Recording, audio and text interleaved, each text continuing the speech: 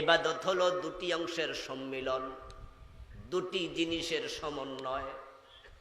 একটা হলো কিছু করণীয়, আরেকটা হলো কতিপয় জিনিস বর্জনীয়। কিছু করো, কিছু ছাড়ো, দুটা একসাথ হবে, তার নাম হবে ইবাদত।